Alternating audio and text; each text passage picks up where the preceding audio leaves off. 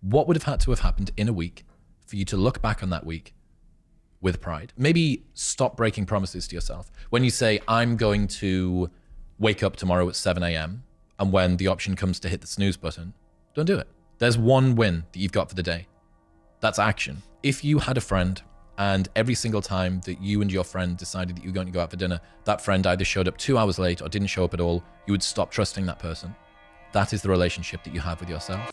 You talked about the paint, Yep. the layers of paint that build confidence. This is something that I've been particularly compelled by because so many people that listen to this podcast struggle with the idea of confidence. And there's a big industry out there, as you've said, that says, look in the mirror, tell yourself you're a millionaire. Say it 3 times, write it in your journal. Yeah.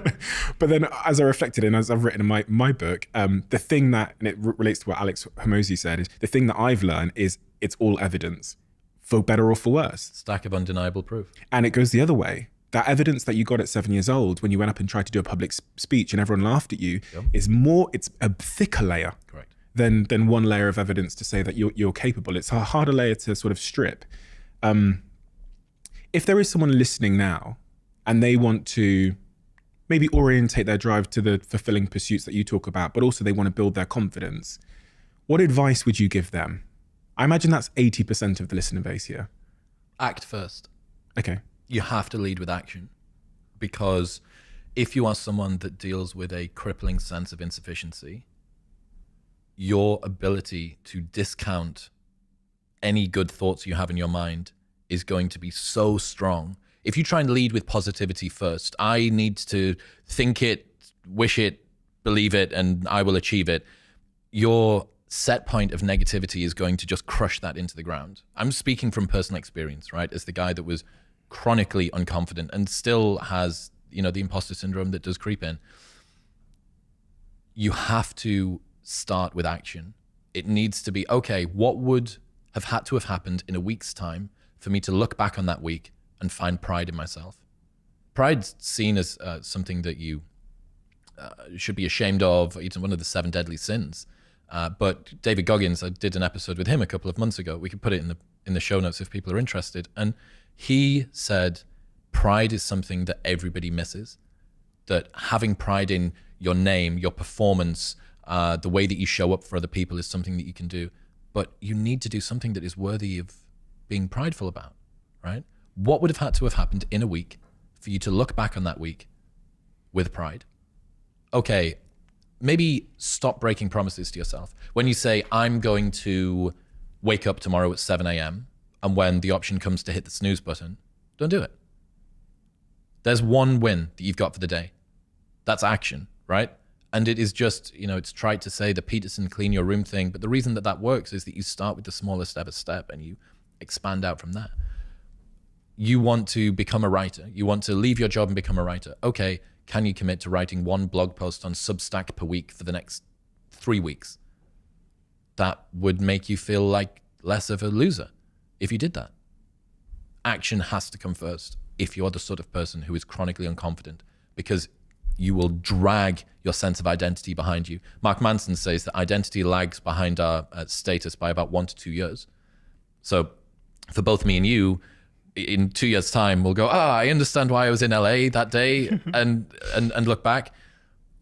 Start with action and make small promises to yourself that you don't break. If you had a friend and every single time that you and your friend decided that you were going to go out for dinner, that friend either showed up 2 hours late or didn't show up at all, you would stop trusting that person. That is the relationship that you have with yourself. You need to be able to trust your own word. And a lot of us don't, because life is very convenient and it is easy for people to not stick to the promises that they set themselves, because our ability to be idealistic is always going to outstrip reality's ability to deliver that to us. As soon as you posit an ideal, you then begin to compare yourself to that ideal. And true hell is when the person that you are meets the person that you could have been. Sometimes I ponder how, you've probably seen this in your own life, I'm sure you have, where you'll have a friend in your life. I've got a couple of friends back home who I've tried to help in some way, maybe give some advice when they're struggling in their hardest times, and the advice has been ineffective. And then you've got another friend who will just need one idea. They'll be listening to your podcast and one idea will be the seed that changes their life. I often think that I overestimate the power of words, because everything you've said there makes perfect sense. Mm-hmm. But we both know that 95%, maybe more, of people that have just received that, it will not convert into any kind of behavior. Habits are hard to break, man. And the habit of not doing things is unbelievably difficult to get past.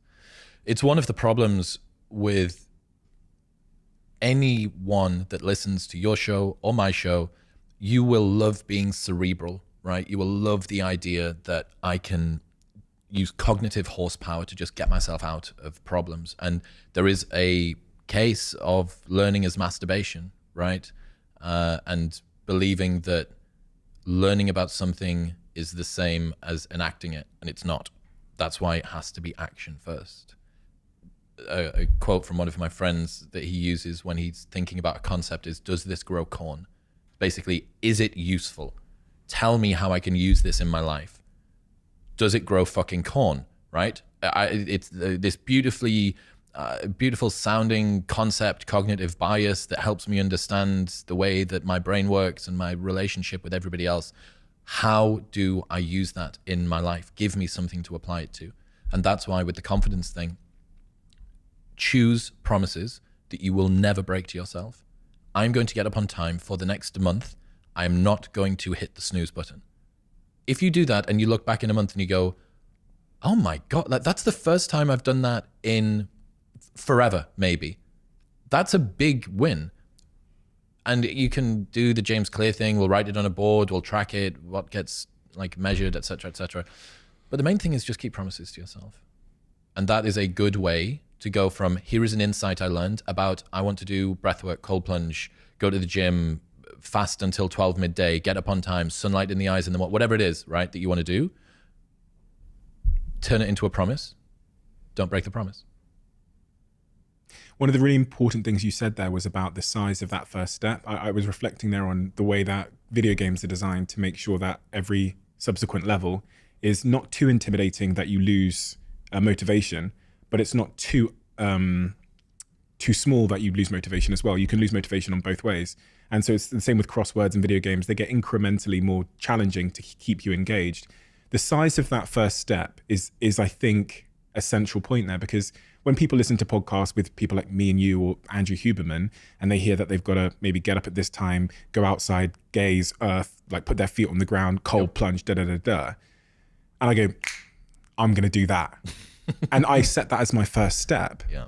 I'm set up for failure. Yeah. How important do you think the size and the subjective size of that first step you take to build trust with yourself is, and to start that discipline? The goal isn't to have the perfect daily routine tomorrow. The goal is to still be winning your daily routine in 50 years' time.